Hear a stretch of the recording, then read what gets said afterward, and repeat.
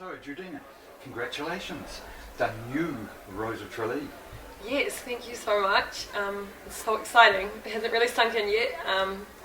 Yeah, I'm excited. Yeah, it was a lovely evening last night. Taranaki have looked after us all.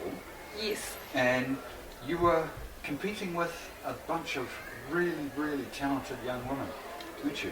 Yeah. Firstly, just to touch on the Taranaki thing, I'm so glad it's in New Plymouth. I think New Zealanders quite often go to the major centres, so Auckland, Wellington and Christchurch, but I think it's nice to have like a big event like this here in New Plymouth. Sophie, Alana, Louise and the Taranaki Irish Society have been fantastic. The weather maybe hindered a few plans, shall we say, but we still had such a great time, so it's been fantastic to be here. And the girls, I just am in awe of how accomplished these young women are, and I think it's a fantastic reflection on New Zealand society and on these girls' families and where they've come from, and tied up in that the Irish heritage as well. Just absolutely accomplished, wonderful, really kind, articulate, intelligent women. Just really phenomenal. And you fit right in amongst that group. But we don't yet know anything much about you. So tell us something about what your Irish background is, what you do for a living.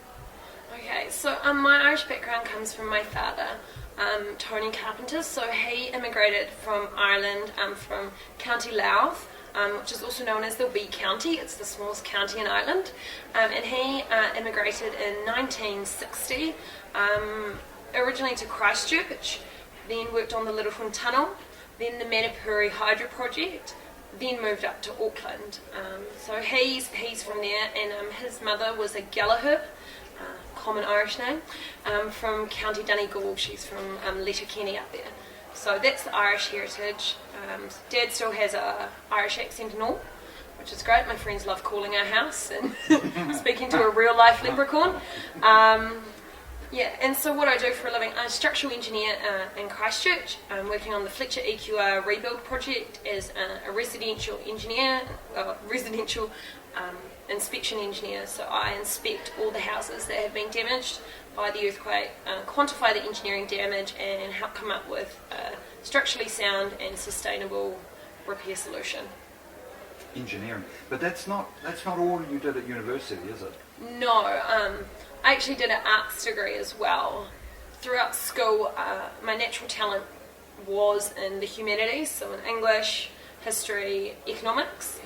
And then when I went to university, I didn't necessarily want to give those up, but I liked the challenge of engineering. So I decided to undertake a conjoint degree. So my Bachelor of Arts is in English and History, and my Bachelor of Engineering is in Civil. English literature? Yes. And history? Yes. And period in history? Specialty? All over really. I did world history. I did quite a bit on Nazi German history. What else did I do? Lots of wars and conflicts and stuff like that. So. Right. Yeah. But you also did the engineering.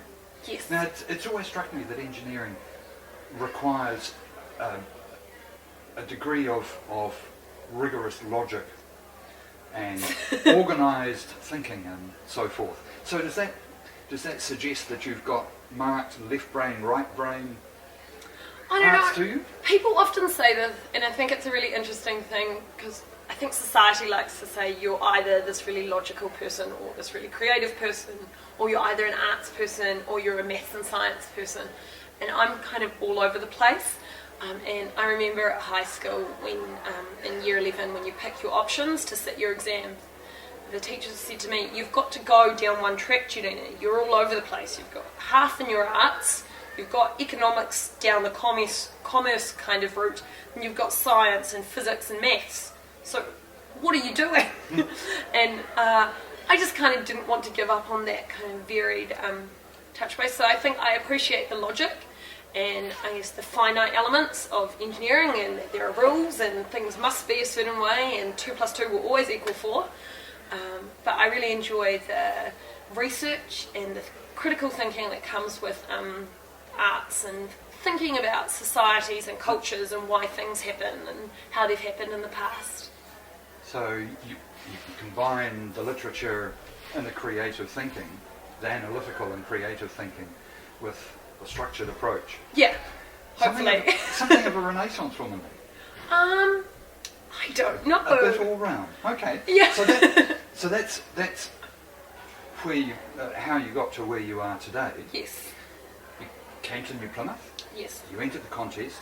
Yes. You were up against this raft of other extraordinarily talented women. Women, yeah. So why do you think the judges picked you? Oh, that's a really tough question. So what is... All right, well, let me turn it around then. What is the X factor? What's the difference? What's your point of difference from other people? Not necessarily just those contestants, but... I think my point of difference is that I've come from a home of two kind of contrasting yet similar cultures. Mum's Samoan and Dad's Irish, obviously. And while they seem vastly different, obviously one's a small island in the Pacific Ocean and the other has years and years of kind of European history associated with it. And both cultures really focus on this sense of family and values and myths and connections, and I hope that I was able to portray my love of both those cultures and how they've influenced me as a person. I think particularly in terms of establishing roots, trying to connect with the past, and also the importance of family to me. So I hope that is kind of what made the difference. Not to say that the other girls didn't have those aspects, but I hope that was kind of, if I was to pick my X factor, I hope that's what it would be, that I have these varied interests and stuff, but at the root of it, it's all about family, it's all about connections, it's all about where you come from and where you're going. Which leads us very nicely into what's going to happen from now. You, of course, will go to Ireland to represent all of the Irish communities in New Zealand at the Tralee Festival. You still have family, well, your father still has family in Ireland? Yes, yeah, Dad still has family in Ireland. Dad was from a family of 9 originally. Unfortunately, all the other males have died. Dad's the last surviving male sibling. He has an older sister who's 83 and she is still going strong as the absolute matriarch of that family. Like a typical older sister, she keeps tabs on all of them. It seems at Christmas time she goes from phone calling one to the other. So we get the gossip on everybody before we've spoken to them. And then he's got 3 younger sisters who are spread through Dublin, Carlow and Navan. So you're going to have a bit of touring to do when you get there. Yeah, I'm really looking forward to it. I've never been to Ireland before. I was going to ask, you've not been? No, unfortunately not. Unfortunately, most of the reasons Dad has gone home, I guess because of the distance and the cost, have been for funerals. And it's not always convenient, especially when I was a child, kind of to take me with him. And then unfortunately when his last 2 brothers passed away, on both occasions I was in the middle of my university exams, so I couldn't go with him. But I'm looking greatly forward to the opportunity to meet, I've met some of the family. We went for a family wedding in Boston when I was 9. So I've met some of them, but I'm looking forward to meeting a few more of my cousins, and in particular seeing where Dad grew up. It'll be really good. It would be really fascinating. I'm really looking forward to it. But that's in August. Yes.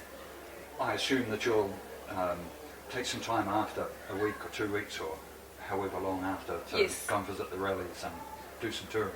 But between now and then, do you have any idea what you're in for? Do you know what you have to do between now and then? I think I have to be pretty well organised. I've spoken to Alana just briefly last night, and I mean, she is just a wonderful girl.